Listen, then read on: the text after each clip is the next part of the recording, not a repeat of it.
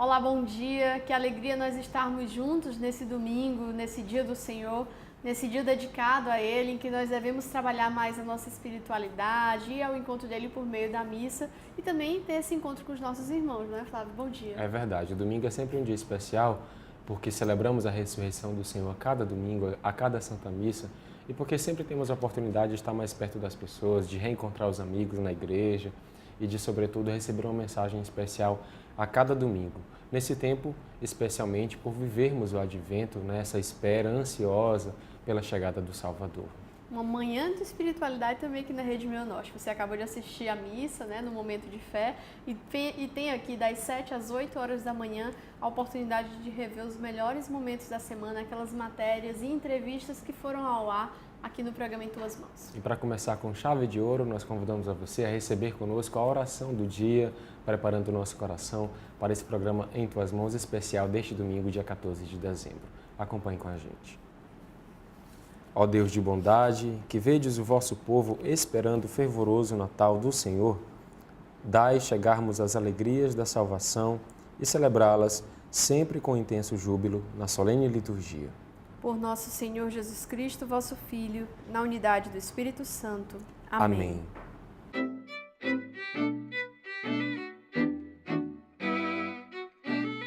Hoje é domingo, dia do Senhor, mas é também o dia de conferir os melhores momentos do programa Em Tuas Mãos. E no programa de hoje você vai ter a oportunidade de rever uma entrevista com o Dom Jacinto sobre os dogmas de Nossa Senhora. No quadro Bons Conselhos, você confere uma entrevista com o psicólogo Carlos Aragão sobre o sentimento de luto que se intensifica nesse período antes do Natal.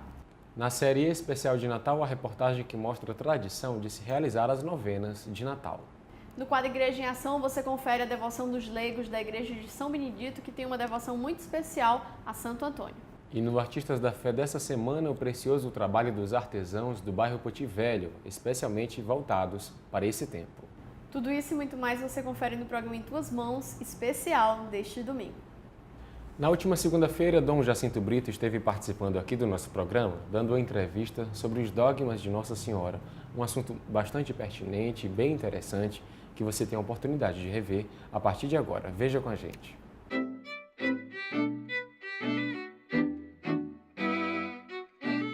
Nós estamos recebendo com muita alegria, mais uma vez aqui no nosso estúdio, o nosso arcebispo, o nosso pastor, Dom Jacinto Brito, para falar sobre os dogmas de Nossa Senhora. A gente vai entender um pouquinho o que são os dogmas e especificamente os dogmas relacionados à Mãe de Deus e Nossa. Bom dia, Dom Jacinto.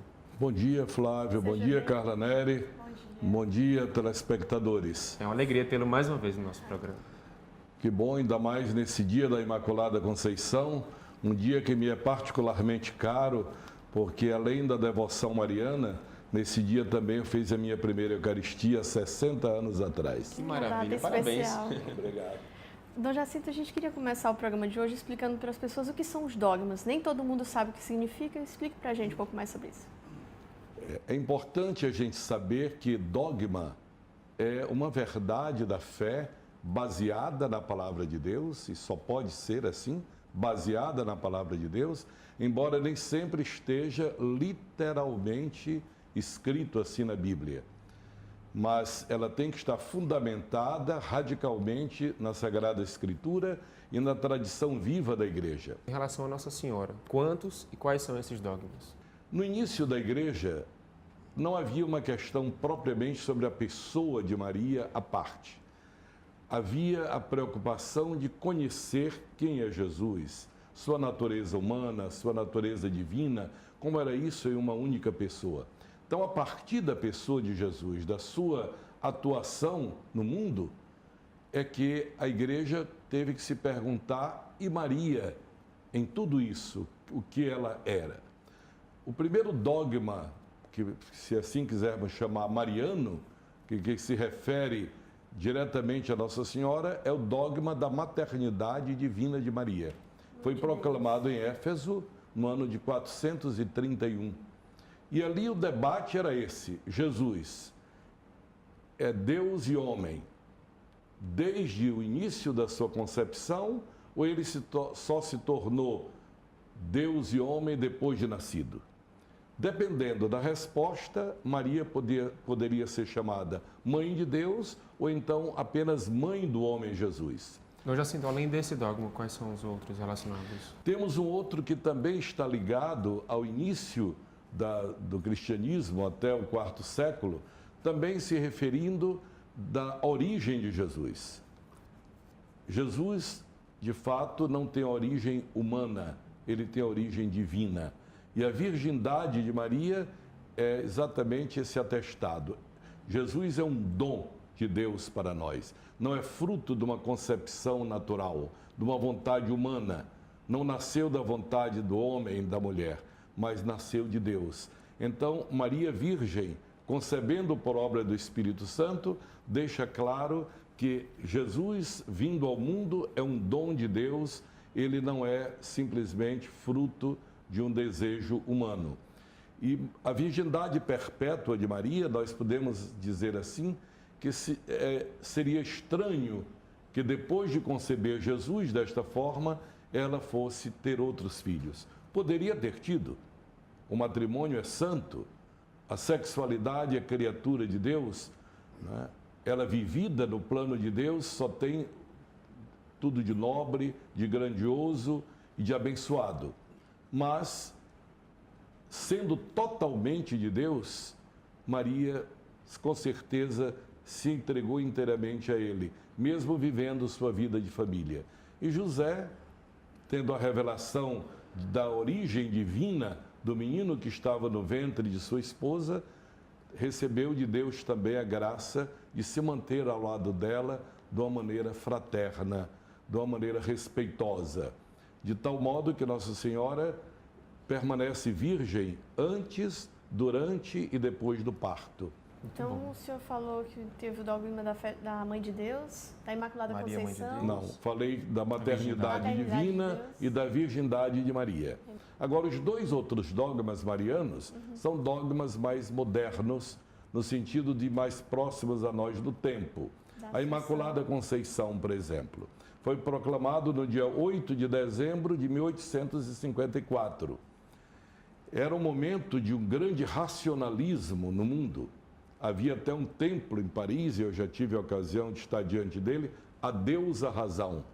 Então, nesta hora, a Igreja vai mostrar que o ser humano é mais do que raciocínio. O ser humano é também gratuidade, o ser humano é sentimento, o ser humano é doação. E ao proclamar, então, a Imaculada Conceição de Maria, proclama gratuidade. Por fim, a Assunção. A Assunção de Maria é o último dogma que foi proclamado pela Igreja no dia 1º de novembro de 1950 pelo Papa Pio XII. Bem mais recente, né, Dom Jacinto? São recentes e muito ligados à fé do povo que já acreditava nisto. O Papa o fez depois de consultar a Igreja inteira, apenas se tornou o porta-voz da fé de toda a Igreja.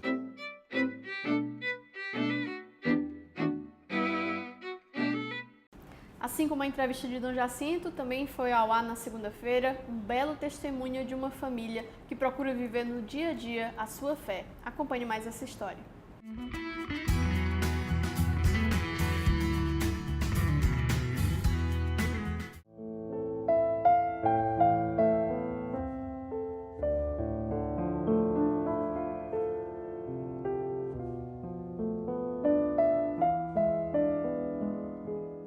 "60 anos de casados, 15 filhos e um lar plenamente abençoado por Deus. Assim, encontramos a família do seu João e da dona Camila, que moram na Vila Santa Bárbara, zona leste de Teresina. Ela com 81 anos de idade, ele com 82. A saúde já não é mais a mesma de algum tempo atrás, mas a fé, essa certamente continua inabalável." Eu tive 15, mas assim, porque eu tive 3 barrigas de 2. E criei tudinho, casou, todos eles são casados na igreja católica, né? E todos participam. Vindos da cidade de São Luís Gonzaga, no Maranhão, Dona Camila e seu João chegaram a Teresina há 16 anos e ajudaram na construção da igreja de Santa Bárbara, no bairro onde moram. Ministra da Eucaristia e membro da Legião de Maria, para ela é preciso trilhar o caminho do respeito aos pais, do convívio fraterno e da religiosidade para se ter uma família abençoada. Para mim, o que eu deixo um conselho é que todos vivem em paz, né? Todos procurem a Igreja Católica, né? Procurar ir às missas domingo, né? Eu participo das missas domingo, né? Com minha família, a missa domingo, assim, meio das coisas de Deus mesmo, sabe?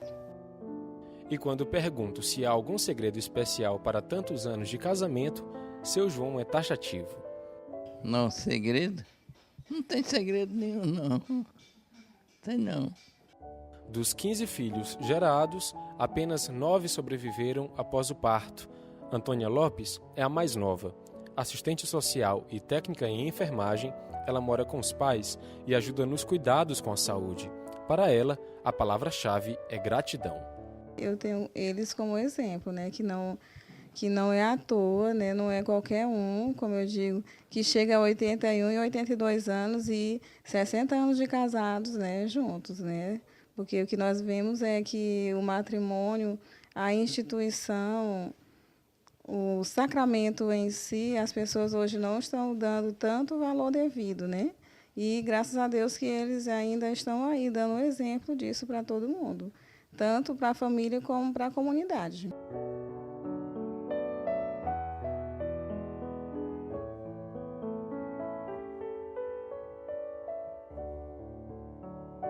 Minha família é minha base.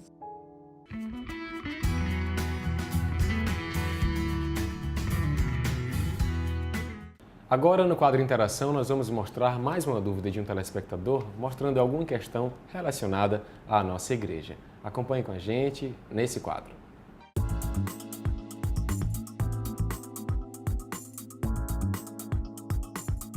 Eu gostaria de saber qual a importância de se confessar no Advento. O Advento significa uma dupla espera. A primeira espera é o chamado Advento escatológico. Nós esperamos a segunda vinda do Senhor, conforme nós professamos no Credo. E a segunda parte é o Advento natalício, que recordamos a vinda, o mistério da encarnação do Senhor.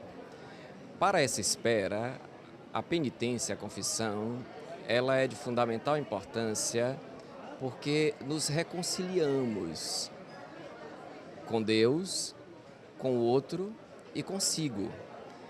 Quando nos aproximamos do sacramento da penitência, nós purificamos o nosso coração e sentimos a presença do Senhor, o nosso Salvador, que veio reconciliar a humanidade inteira e nos deu a sua igreja e, através dela, o sacramento da penitência, para que assim a nossa vida se transforme completamente.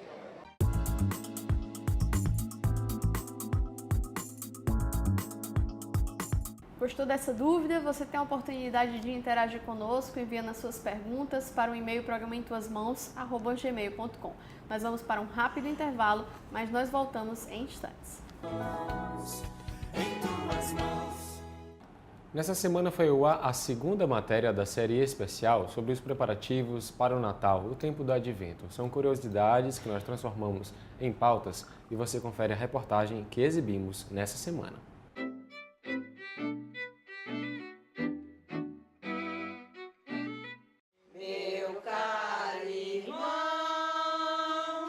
Há mais de 20 anos, Dona Maria Amélia reúne os familiares e amigos para fazer a novena de Natal. O grupo começou a se reunir todas as quartas-feiras para rezar o terço e outras novenas. A tradição ajuda a fortalecer a fé e os laços de amizade.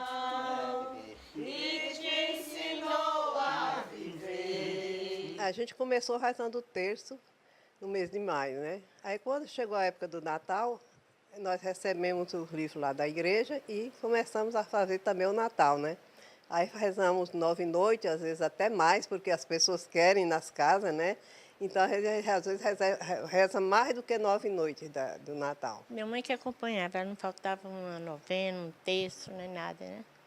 Aí foi me chamaram para continuar a caminhada dela. Então, de 2005 para cá, eu tenho participado. A cada ano, eles fazem uma reflexão sobre o tema proposto pelo livrinho de Natal e Dona Maria Amélia carrega de casa em casa, dentro de uma cestinha, a imagem do Menino Deus. Sempre tem um encontro para a gente discutir sobre os temas todos que vai ser discutido na novena, né? É isso que é a preparação que nós temos, é só essa. A filha de Dona Maria Amélia fala da importância de se preparar para esse momento com o livrinho da novena e, além de rezar, ter um gesto concreto. Ela faz ainda um convite para que outras pessoas resgatem essa tradição tão bonita da nossa fé. Com certeza aumenta a nossa fé, com certeza, porque é um passo sempre à frente que nós damos, né? Porque aí também todos os vizinhos participam, é um momento em que é uma reunião, porque é tão difícil hoje em dia a gente se reunir, conversar com o vizinho, não existe mais aquela de sentar na porta, por exemplo. Então, a hora novena aqui reúne todos os amigos. Quando termina, sempre tem um lanche também, que é tradicional. A mamãe esqueceu de falar, mas é verdade. Então, todo mundo aproveita para conversar um pouquinho. Então, é um momento muito bom, a participação de todos. Eu gosto muito disso. Para mim é uma alegria quando chega o Natal, que eu vou arrumar a casa todinha para o Natal. É uma alegria muito grande.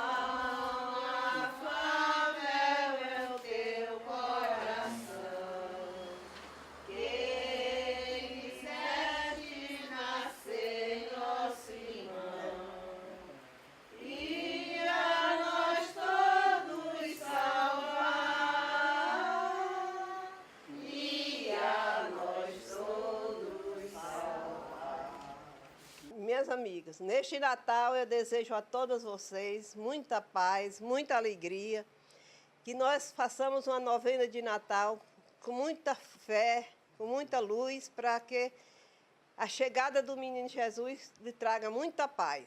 Feliz Natal!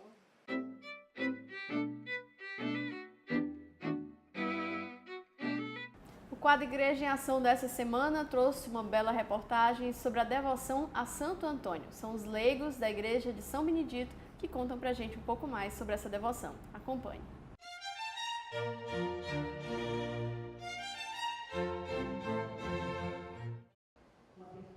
Oferecer solidariedade, alegria, o amor de Deus e comida. Este é o propósito da obra Pia União dos Pobres de Santo Antônio, realizada pela Igreja de São Benedito.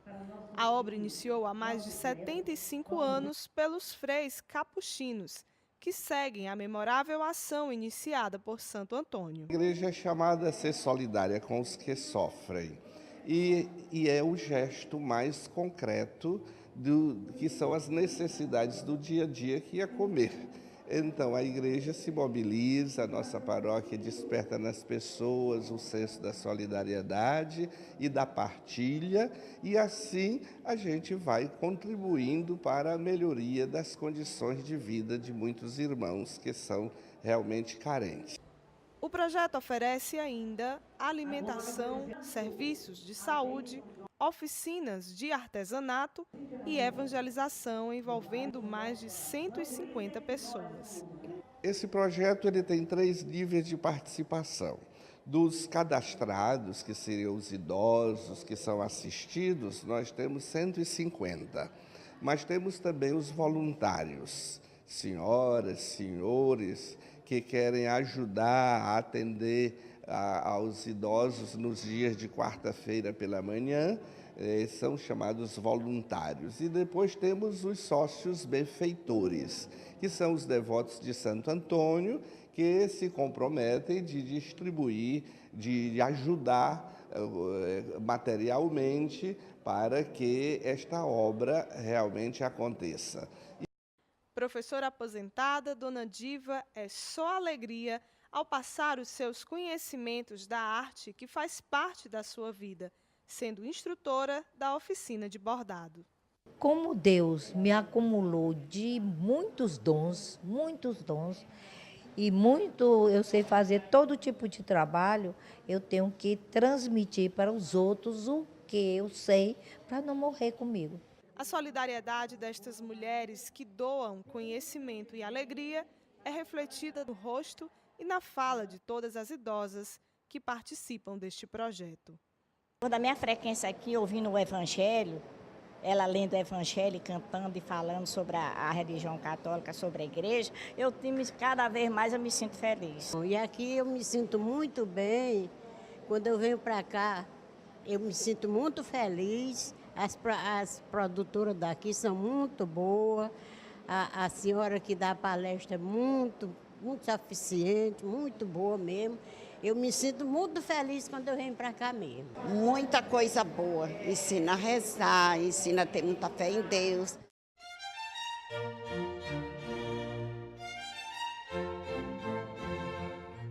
Agora, com as notícias da nossa igreja, você tem a oportunidade de ficar mais por dentro das ações e atividades da nossa arquidiocese ou de outras regiões. Acompanhe agora as notícias que foram lá nessa semana.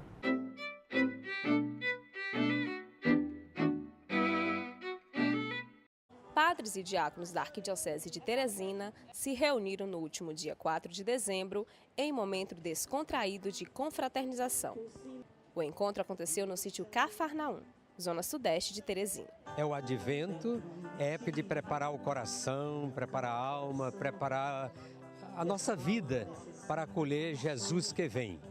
E uma maneira de a gente se preparar é a confraternização, onde a gente reza junto, come junto, bebe um suco junto, conversa, isso aumenta a nossa intimidade, trocamos as nossas ideias. A confraternização foi um momento de reencontro, troca de ideias e conversas entre o clero. Estamos felizes de estar juntos, como diz o Salmo, ó como é bom, ó como é maravilhoso para os irmãos estarem juntos. Confraternizar-se é estar juntos, estamos juntos como irmãos.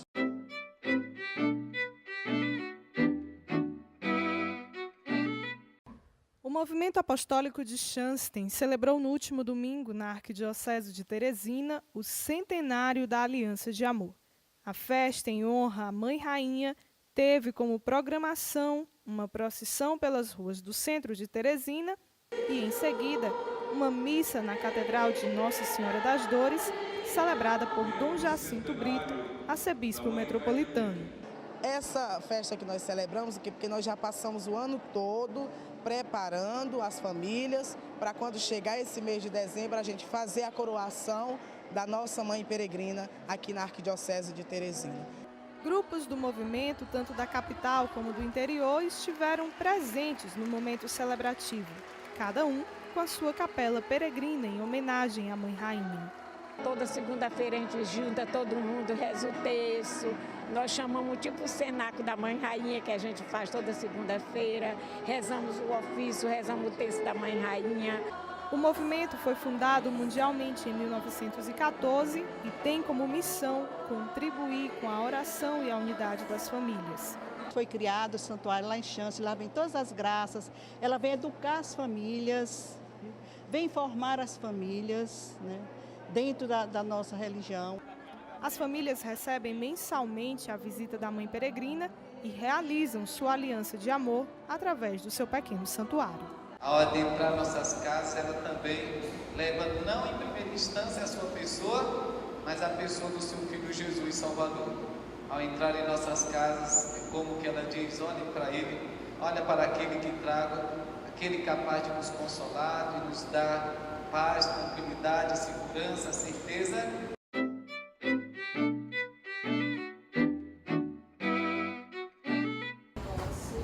Estais nos céus, santificado seja o vosso nome. Venha a nós o vosso reino.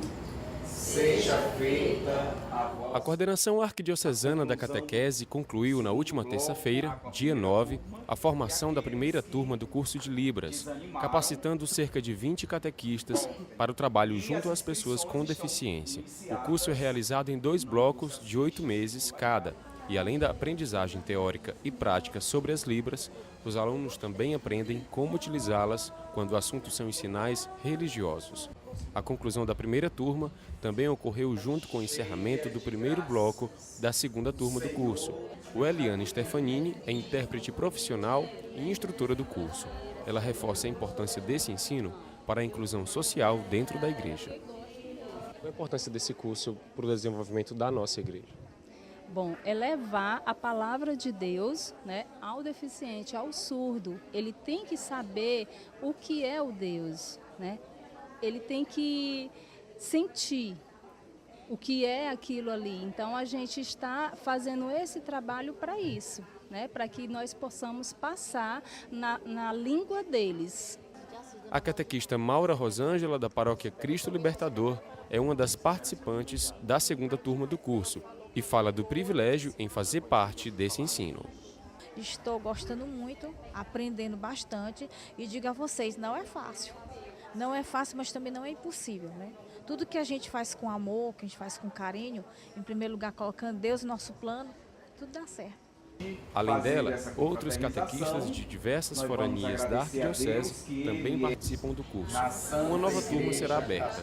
Outras informações podem ser obtidas diretamente com a Coordenação Arquidiocesana da Catequese, cuja sede está localizada no Centro Pastoral Paulo VI.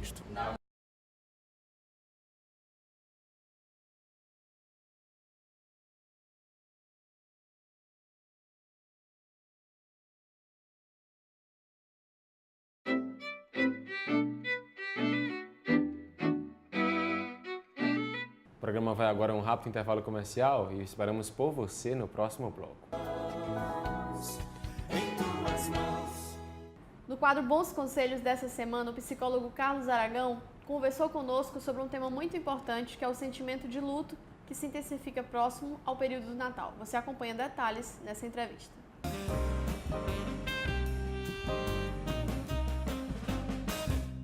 Nesse período de Natal se potencializam esses sentimentos de luto, esse sentimento de perca, esse sentimento de falta. Muita gente não gosta de celebrar essa data, né? Se resguarda a apenas participar da celebração. Então a gente quer que você, nesse momento, recebendo aqui o psicólogo Carlos Aragão, que você possa entender um pouco mais sobre esse tema. Bom dia, Carlos. Seja bem-vindo novamente ao programa. Bom dia a todos. Bom dia, Carlos. O Carlos participa mais uma vez do quadro Bons Conselhos, que é no programa de hoje, de terça-feira, e vamos tratar sobre essa questão. Como você tem trabalhado no seu íntimo, no seu sentimento, a relação entre o Natal e o luto? Você que passa por uma situação semelhante a essa, seja bem-vindo. Este é o tema do programa de hoje, do quadro Bons Conselhos. Carlos, começar perguntando para você como as pessoas podem lidar com esse sentimento, ainda mais agora mais perto do Natal. Bom, eu acho que vocês começaram colocando bem, porque para muitas pessoas enlutadas, esse é um momento de sentimentos contraditórios. Paradoxo, né? De paradoxo, porque, de fato, em tese, o momento do Natal para os cristãos é um momento de alegria, de comunhão, de celebrar o nascimento, né, do Filho de Deus, mas para as pessoas enlutadas, nem sempre isso acontece na mesma intensidade. E isso se deve ao fato, muitas vezes, de ser, por exemplo, a primeira vez em que a pessoa está passando pela data do Natal depois de perder o seu ente querido. Então, no luto, no estudo do luto, nós temos uma característica muito interessante que a gente chama de reação de aniversário. E reação de aniversário serve para qualquer data significativa. Ou seja, eu perdi um ente querido e todas as datas que me remetem àquela pessoa, seja aniversário de nascimento, aniversário de morte, dia de finados, aniversário de casamento se for casado, Natal, Ano Novo. Então, são todas datas muito significativas e que já é esperado, isso é importante que se frise, já é esperado uma intensificação do sofrimento daquela pessoa naquela data, ou principalmente até na véspera daquela data. Os dias que antecedem, por exemplo, o Natal, às vezes, para umas pessoas, são mais intensos do que a própria data. Né? Então, por exemplo, agora no dia de finados, eu trabalhei fortemente ao longo de 2 semanas com os meus pacientes enlutados, em função das demandas e das fantasias desses pacientes com aquela data. Então, algumas pessoas que perguntavam e que queriam saber, antecipar se conseguiriam ir ao cemitério, se conseguiriam realizar aquele ritual que normalmente as pessoas celebram, ou melhor, ritualizam, mas ela não estava se sentindo preparada. Então, uma série de nuances aí muito forte para que ela. é muito forte, né, para aquela Carlos, pessoa. Uma questão me chama muito a atenção. Independente do luto, até muitas pessoas não gostam nem de celebrar o próprio aniversário. Na data do seu aniversário, aquela pessoa está muito triste. Não quer receber parabéns, não quer ver ninguém. Não quer festa em casa. E ela naturalmente som. não é assim. Ela naturalmente é uma pessoa feliz. Mas no dia do aniversário... Exatamente. Exatamente essa questão das reações de aniversário, elas são...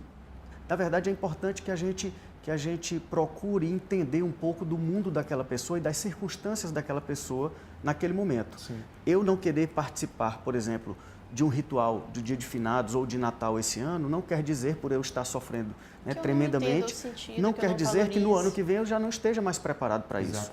Então, é importante que as pessoas que estejam cercando o enlutado, né, no entorno do enlutado, também tenham um pouco de tolerância com isso. Em primeiro lugar, acho que o respeito, não é? O respeito. Cada pessoa deve ter o seu cada tempo de pessoa superar. vive o seu luto do seu jeito. Exatamente. Né? Não há um padrão para se vivenciar o seu processo de luto. Carlos, há pessoas que são mais resilientes, outras menos. Algumas pessoas que têm uma capacidade de enfrentamento de problemas maior do que outras.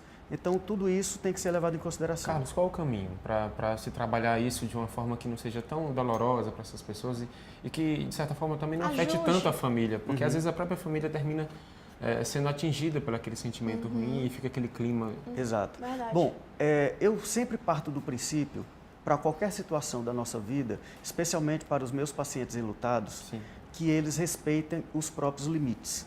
O que significa isso?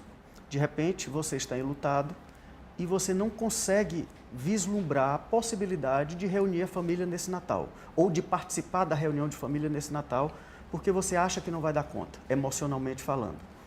Bom, a minha orientação para essas pessoas é sempre, vá até onde você acha que dá para ir, né? E mais ainda, dê o passo que você achar que pode dar de acordo com a sua capacidade de enfrentamento daquilo. Porque muitas vezes há uma cobrança muito grande das pessoas para que você reaja de uma forma que você ainda não está preparado para reagir. E nem saberia reagir. E não saberia reagir. De repente você pode ter um pico emocional tão forte que você acaba até, digamos assim, estragando todo aquele momento que poderia ser de parte da família. Exatamente. Então, eu sempre acho que nós devemos respeitar os nossos limites. Se eu achar que eu posso ir, eu vou, mas eu vou de acordo com a minha capacidade, né, com a minha ideia de que eu posso ir, e não a partir da sua premissa, né? Eu posso te escutar, eu posso levar em consideração, mas a última decisão, a decisão última deve ser da pessoa que está sofrendo. Carlos, cada pessoa vive o luto de uma maneira diferente. Você acabou de falar que cada um tem o seu tempo de vivenciar o luto.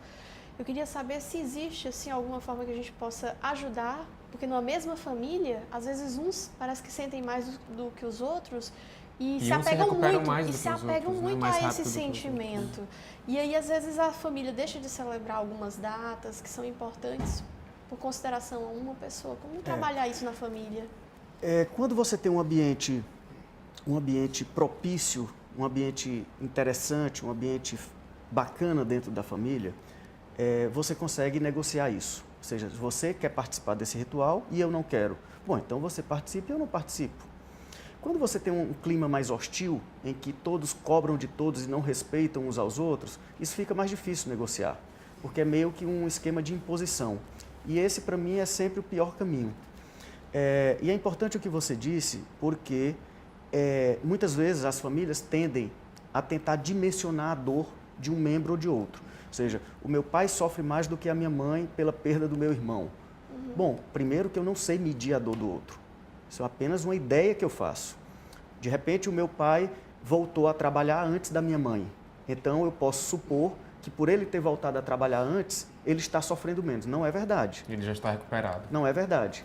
Porque justamente cada um tem o seu padrão de enfrentamento. E algumas pessoas externalizam isso. Exatamente. Né? Então, isso é uma coisa que nós temos que tomar muito cuidado, porque muitas vezes, em cima de uma dor tão grande, que é a perda de um ente querido, a gente ainda pode criar outros conflitos né, que não vão ajudar em nada. E tornar mais pesado ainda. Então, cada um reage de um jeito. É importante que a gente possa olhar para cada um da sua forma e respeitar, né, os limites de cada um. Como a gente pode ajudar, então? Estamos falando de luto. Eu acho... Existe em todas as famílias, como ajudá-las? Eu acho que o principal é o respeito, como a gente já colocou. O principal é também nós conseguirmos lidar com o diferente. Nem sempre o que o outro pensa e o que o outro sente, né, vai ao encontro do que eu penso e do que eu sinto.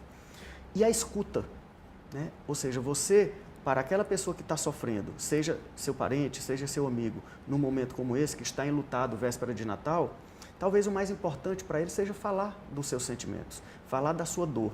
E isso, infelizmente, as pessoas não encontram hoje em dia, né, outras pessoas que estejam tão disponíveis para esse tipo de embate. Então acabam se fechando, e aí a dor se potencializa à medida que eu não consigo socializar a minha dor. Principalmente no núcleo familiar, num ambiente como o de Natal, que supõe integração, comunhão, reunião de família, eu penso que o melhor é você chamar o seu parente, o seu ente querido, que de repente possa estar sofrendo por algum motivo, e perguntar para ele onde está doendo nele e como você pode ajudá-lo. Talvez sejam duas perguntas muito simples, mas muito profundas, para você estabelecer uma relação de ajuda, que é onde dói em você e o que é que eu posso fazer para te ajudar.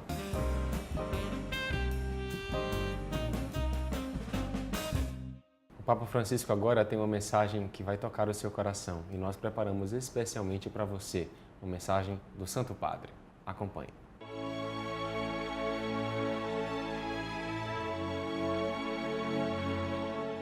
Para a grande família humana, é necessário renovar sempre o horizonte comum para o qual estamos a caminho, o horizonte da esperança. O tempo do Advento nos dá o horizonte da esperança, uma esperança que não desilude, porque é fundada sobre a Palavra de Deus. Papa Francisco.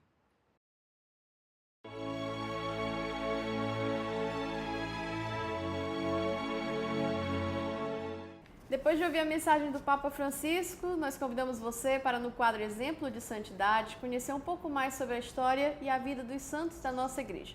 No programa de hoje, a história é de Nossa Senhora da Imaculada Conceição.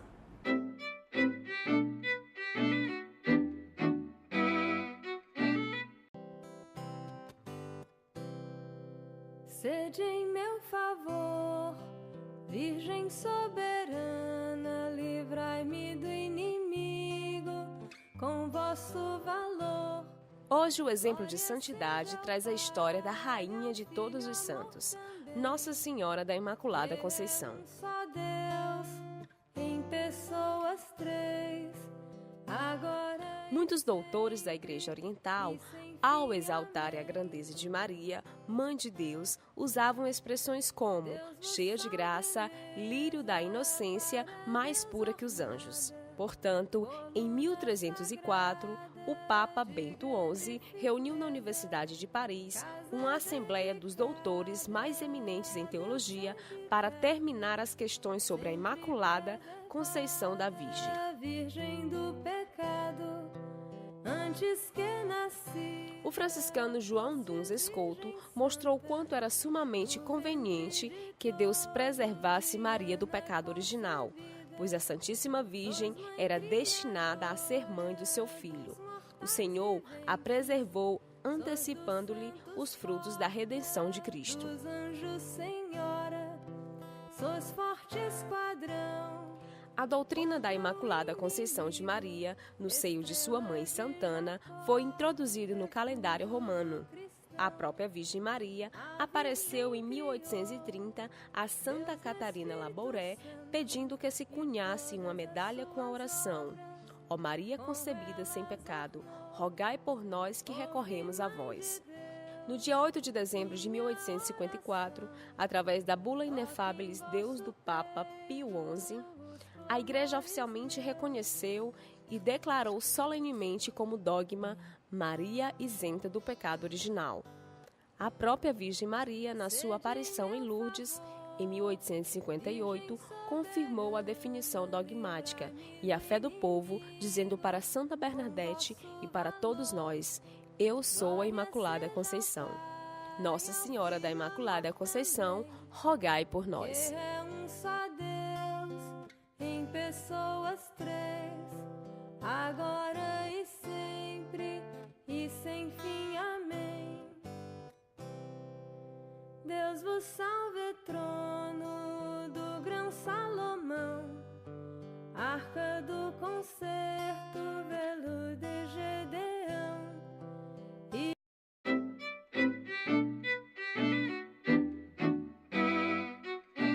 Depois de conhecer um pouco sobre a devoção a Nossa Senhora da Imaculada Conceição, nós vamos fazer mais uma pausa, mas nós voltamos em instantes. Não sai daí. O quadro Artistas da Fé dessa semana mostrou o trabalho de artesãos do bairro Poti Velho, que preparam peças especiais para esse período do Natal. Acompanhe nessa bela matéria.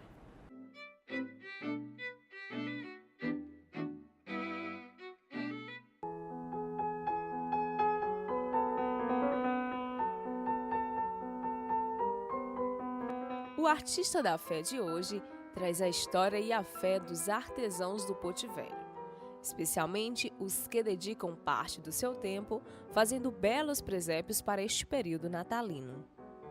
O Polo Cerâmico do Poti Velho realiza este mês concurso de presépios, que estão expostos na Galeria de Arte do bairro. Em cada presépio, uma nova forma de contar e apresentar o nascimento de Jesus.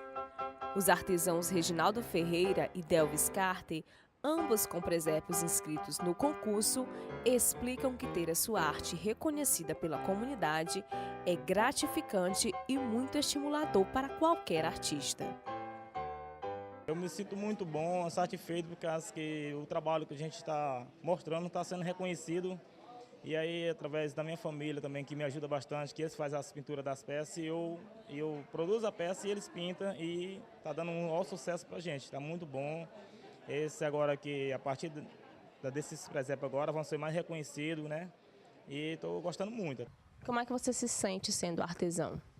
Tenho muito orgulho, porque são poucos, né? Muitos dizem que são artesão, mas não todos são como a gente pensa que são. Porque tem muitas pessoas que falam que é artesão, só usa o nome do artesão, mas quando é para fazer uma peça, não faz. E hoje eu mesmo agradeço a Deus que Ele tem me dado um dom como hoje eu tenho.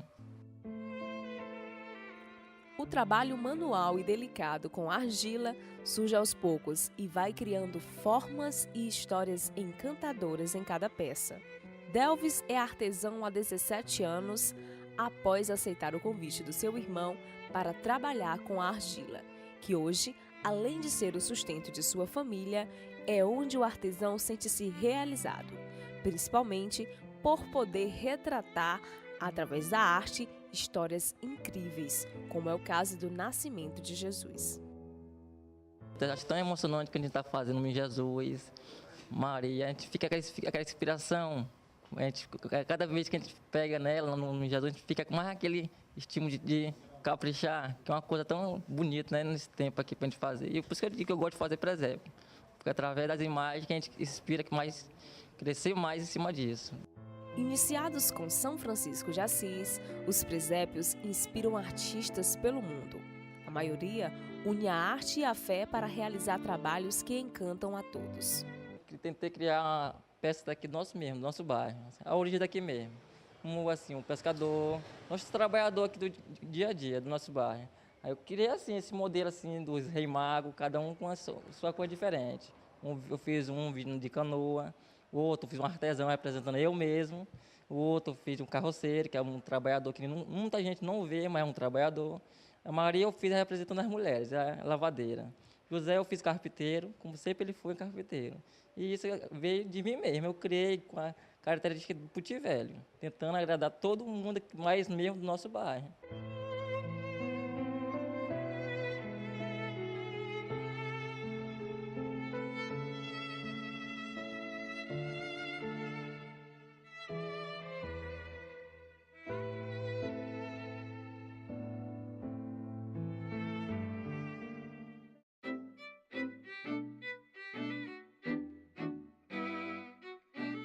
No quadro Dica da Fé, nós sempre trazemos dicas de livros, de filmes, sites, aplicativos de celular e outras formas para que você possa se aprofundar cada vez mais na sua fé. E nessa semana nós trouxemos uma muito interessante que você vai conferir agora.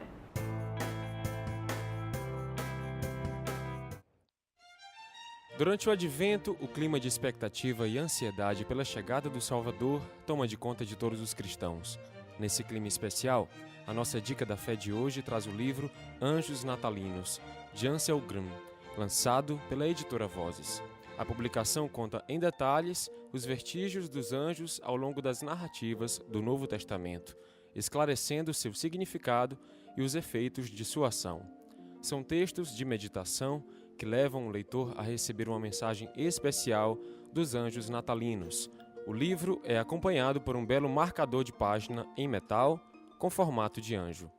O livro possui 112 páginas e foi lançado em 2012 e está disponível nas livrarias católicas de todo o país.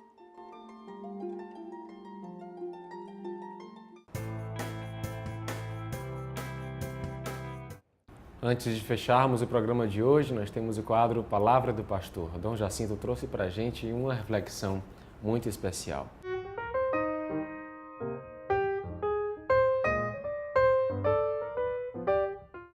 Desde os tempos dos apóstolos, que nós percebemos que há um realce particular sobre o primeiro dia da semana. No primeiro dia da semana, Jesus ressuscitou. No primeiro dia da semana, ele aparece aos discípulos. No primeiro dia da semana, os cristãos se reuniam. E olhem como dizem os Atos dos Apóstolos, no capítulo 2, versículos 42 e seguintes. Eles se mostravam assíduos ao ensinamento dos apóstolos, à comunhão fraterna, à fração do pão e às orações. Essa era a característica da comunidade cristã, do passado e do presente. O cristão se sente chamado a escutar a palavra de Deus, particularmente no dia do Senhor.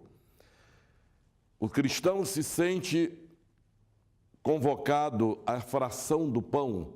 Foi o primeiro nome que a missa recebeu, fração do pão, pelo ato de partir o pão e dar a cada um pedaço. A comunidade era pequena, todos podiam comer do mesmo pão partido, daí veio o nome de fração do pão. Hoje nós dizemos missa ou Eucaristia. E nas orações. Então, nós, para sermos fiéis à mais profunda tradição do que é a identidade de uma comunidade cristã, não podemos renegar ou desprezar, pior ainda, a nossa participação na missa dominical. Há pessoas que perguntam, eu sou obrigado a ir à missa? Eu sempre respondo, não. Você não é obrigado, você é motivado. O amor é que nos motiva. O amor a Jesus Cristo, seu convite. Vinde, ceai comigo, tomai e comei, fazer isto em memória de mim. Então, não é uma obrigação, é um convite. Olhe que beleza quando nós ouvimos, felizes os convidados à ceia do Senhor. Então, você, meu irmão, minha irmã, é sempre convidado, cada dia, particularmente aos domingos, a se integrar à comunidade cristã a que você pertence e partilhar da ceia do Senhor, ouvindo sua palavra e comungando do corpo e sangue de Cristo.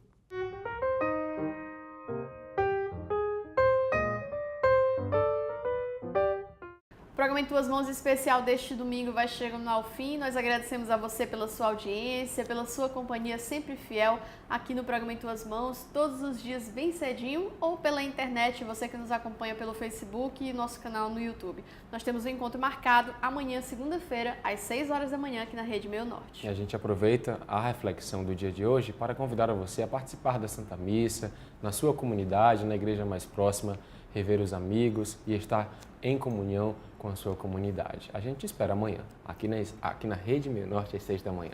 E a gente faz um convite muito especial para que você nos ajude a divulgar o programa Em Tuas Mãos, que vai ao ar no dia 24 de dezembro, às 18h35. Vai ser um programa cheio de novidades, de muito conteúdo interessante. Você não perde por esperar. Estamos juntos em Tuas Mãos.